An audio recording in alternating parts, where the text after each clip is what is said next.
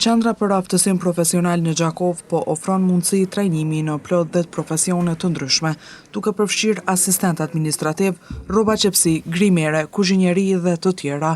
Sipas Arber Zhubit, udhëheqësi i kësaj qendre, interesin nga qytetarët për këto kurse është i kënaqshëm. Ai theksoi se përveç profileve ekzistuese, këtë vit janë shtuar edhe disa të reja, duke zgjeruar mundësitë për të gjithë ata që dëshirojnë të fitojnë aftësi të reja. Momentalisht në qendrën tonë, janë gjitha profesionet aktive, sepse vitin e kaluar kemi pas disa probleme, por nga angazhimi në agjencionin e Kosilit, kemi aktivizuar dhe profesionet tjera. Për momentin, ato profesione janë 10 për këtyre, të gjitha janë aktive. Sa ka interesim?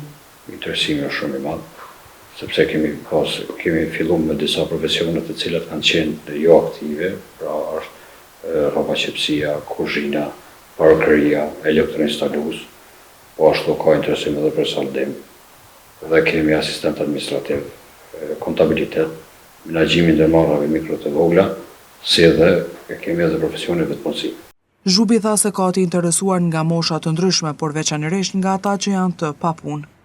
Kemi mosha të ndryshme, kryesisht janë papunë, ata që vinë ta marrin një profesion edhe të aftësohen për dhe të bëhen gati për tregun e punës.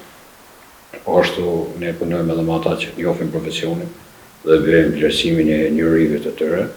Ka njerëz të cilët e njohin një profesion, por nuk kanë certifikat. Ne testojmë ata, është komisioni i cili i nështron testimeve dhe pastaj certifikohen. Në përgjithësi, viti 2025 pritet të jetë një vit ku aftësimi profesional do të jetë vendimtar për suksesin dhe përparimin e individëve në një treg pune gjithnjë më konkurrues, tha Mesierash Zhubi.